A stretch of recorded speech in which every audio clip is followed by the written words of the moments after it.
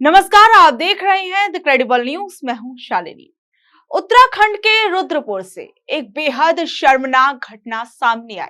रुद्रपुर की इस घटना की हकीकत सुनकर किसी का भी खून खौल उठेगा। शाहिद नाम के एक बुजुर्ग जो पेशे से राजमिस्त्री हैं, पास में ही मजदूरी का काम कर रहे थे।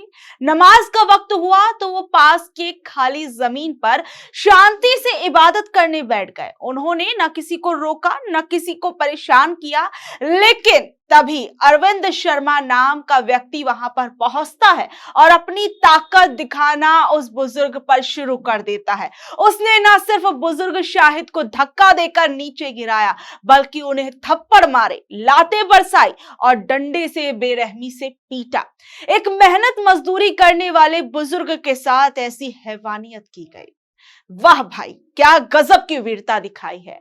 रुद्रपुर के इस सूरमा ने एक निहत्थे दिहाड़ी मजदूर बुजुर्ग को घेर कर डंडों से पीटा और उसे जबरन नारे लगाने के लिए मजबूर किया।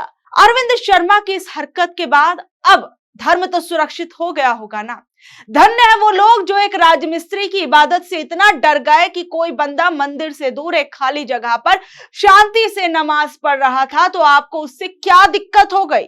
वो आपके रास्ते में नहीं था, ना ही मंदिर के अंदर था, फिर इस बदतमीजी को दिखाने की क्या जरूरत थी। अटरिया मंदिर मेले के प्रबंधक अरविंद शर्मा, भाई साहब आपको मैनेजमेंट संभालने के लिए रखा गया था या लोगों को मारने पीटने के लिए? अगर आपको किसी बात से एतराज था तो फिर आप तमीज से बात करते या पुलिस को फोन कर देते सीधा सीधा कि भैया वहां पर बुजुर्ग जो है वो नमाज पढ़ रहे हैं और इससे हमारी धार्मिक भावनाएं आहत हो रही हैं। एक बात बताइए, ये सीधे हाथ छोड़ देना एक निहत्थे बुजुर्ग पर कौन सी शराफत आपका दिखाता है ये चीजें?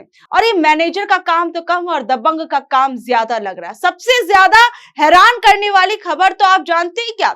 इन लोगों ने खुद मारपीट की और खुद ही सीना ठोक कर वीडियो मीडिया को भेज दिया। और अरविंद शर्मा खुद खुले में आकर मीडिया को अब कह रहा है कि अगर दोबारा से वो बुजुर्ग वहां पर आएगा तो वो दोबारा ही यही हरकत करेगा। सोचिए, ऐसे लोगों को कानून का रत्ती भर का डर नहीं है। ये दिखाता है कि देखो हमने उसे मारा, ये धर्म की सेवा नहीं है, ये सरेआम दादागिरी है, समाज में नफरत फैलाने की घटिया साजिश है।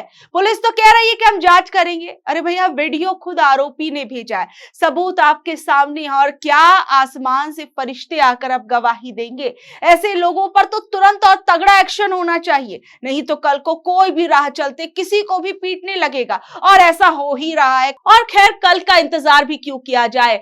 आजकल हम देख ही रहे हैं कि किस तरीके से सरेआम एक विशेष समुदाय को मारने पीटने की खबरें लगातार जो है वो सामने आ रही हैं। कुछ धर्म के रक्षकों का जो धर्म है, धर्म को बचाने वाली जो बात है, अचानक से एक विशेष समुदाय को देखते ही उनका धर्म बचाने का भूत जो है वो जाग उठता है।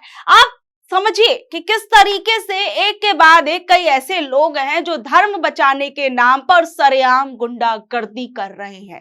अभी आपको याद होगा, हाल फिलहाल में बरेली में एक नया डॉन पैदा हुआ था, ऋषभ ठाकुर।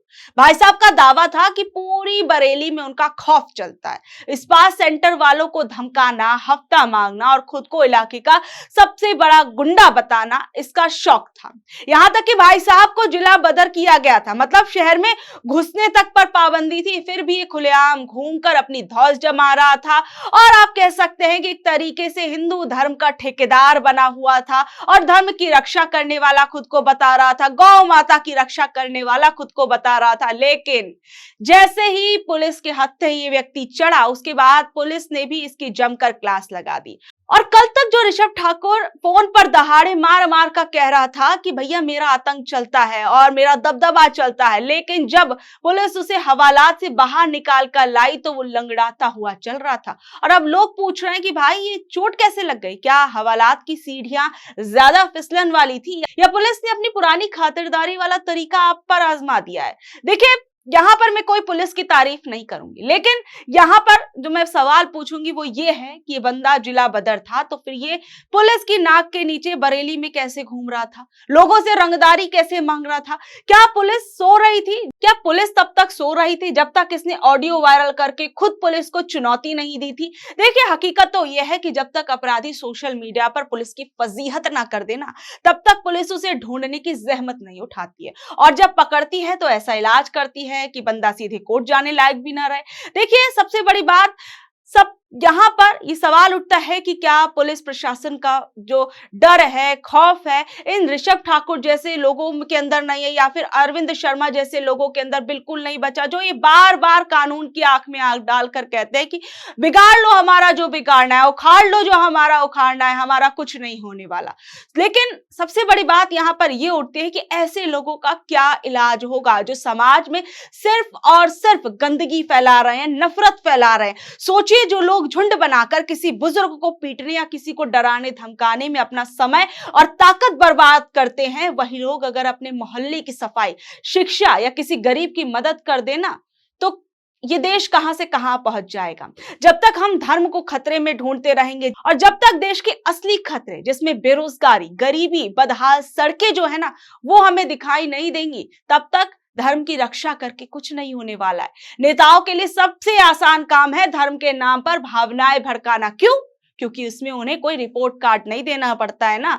अगर जनता सड़क, अस्पताल और स्कूल पर अड़ जाए तो नेता को काम करना पड़ेगा, लेकिन अगर जनता मंदिर, मस्जिद और मारपीट में उलझी रहेगी तो नेता को बस भड़काऊ भाषण देना होगा और उसकी कुर्सी जो है वो तो सुरक्षित रहेगी। जिस दिन हम मेरे धर्म को बचाओ के बजाय मेरे बच्चों का भविष्य बचाओ कहेंगे ना, तो उस दिन राजनेताओं की दुकान बंद हो जाएगी, खासकर ये नफरत वाली जो दुकान है।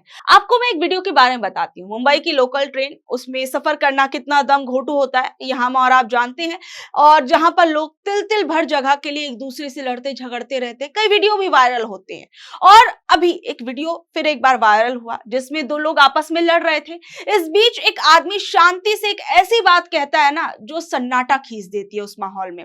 वो उन लोगों से कहता है कि भाई आप शांत हो जाओ, और आपका जो ये इतना गुस्सा है ना, अगर आपके अंदर हिम्मत है ना, तो ये गुस्सा उन राजनेताओं पर दिखाओ, उन पॉलिटिशियंस पर दिखाओ, जिनकी वजह से आज आपको तिल तिल जगह के लिए यहाँ पर लड़ना झगड़ना पड़ रहा है। आप उन लोगों से सवाल पूछो जो वर्ल्ड क्लास सुविधाएं देने की बात करते हैं, लेकिन असल हकीकत क्या है कि आज जरा सी जगह के लिए आप और हम लड़ रहे हैं। वो व्यक्ति क्या कुछ कहता है, जरा उसकी क्लिप भी सुनिए। भाई भाई भाई भाई ओ भाई, अगर इतना अग्रेशन किसी पॉलिटिशियन पे दिखा देता ना, तो ये दिक्कत ही नहीं होती आज भारत में। जितना तू इसको तकलीफ दे रहा है ना, इतना सिर्फ एक नेता को अग्रेशन दिखा दे। ये गलती किसका? ये ओवर क्राउडिंग किसका है? ये इस बंदे का गलती है? इस बंदे का गलती है क्या ये ओवर क्राउडिंग? ये ओवर क्राउडिंग एक पॉलिटिशियंस की गलती है, एक IAS अधिकारी, एक DM की गलती है कि वो प्लानिंग नहीं कर पा रहे इतने लाख रुपए सैलरी लेने के बाद भी। इतना ही अग्रेशन जिस दिन तूने नेता को और पब्लिक ने नेता को दिखाना चालू कर दिया ना, उस दिन सुधर जाएगा भारत। नेता के सामने तो फट जाएगी, क्योंकि पावर है इतना। भारत का संविधान इतना नेताओं को पावर दे देता है।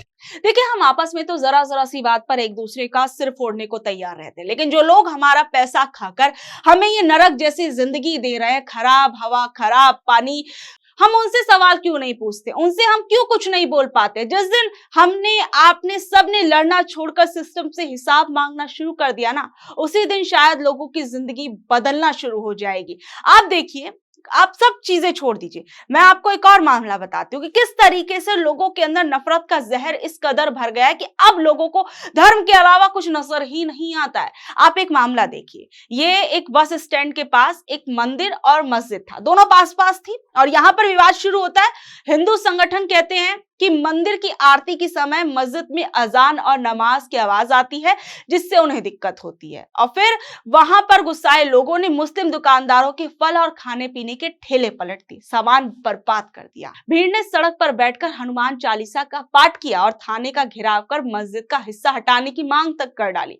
और प्रदर्शन करने वाले लोगों ने तेल लगा के डाबर का तमाम तरह वाले जो ये बयान है वो देने शुरू कर दिए। गंदी और घटिया बातें उन्होंने करनी शुरू कर दी, खुलेआम धमकियां देनी शुरू कर दी, जिसके बाद पूरे इलाके के अंदर दहशत फैल गई। आप देखें ये वीडियो के किस तरीके से ये नफरत जो थी उस वक्त फैलाई जा रही थी। खुलेआम ऐसे नफरती लोग आपस में लोगों का भाईचारा बिगाड़ने की कोशिश कर रहे थे। हम उस देश के अंदर रहते हैं, देखिए हम गंगा जमुनी वाली तहजीब जिस देश के अंदर है, हम उस देश के वासी हैं। लेकिन आज क्या माहौल बनाया गया है, जहां पर हमें सरकार से असली मुद्दों पर सवाल पूछने चाहिए, उसके बजाय कुछ लोग धर्म रक्षक बन के देश का आपके गली मोहल्लों का माहौल बिगाड़ने की कोशिश कर रहे हैं। ये आपको और हमको सबको समझना होगा कि कैसे कुछ लोग जो है सिर्फ और सिर्फ अपनी घटिया राजनीति के लिए या बड़का नेता बनने के लिए आपको और हमको भिड़ाने में लगे हुए हैं। बहरहाल इन तमाम खबरों पर आप लोग क्या कुछ कहेंगे नीचे दे कमेंट बॉक्स में जरूर बताइएगा और ऐसी अपडेट से जुड़े रहने के लिए देखते रहिए द क्रेडिबल न्यूज। मैं हूं शालिनी, धन्यवाद।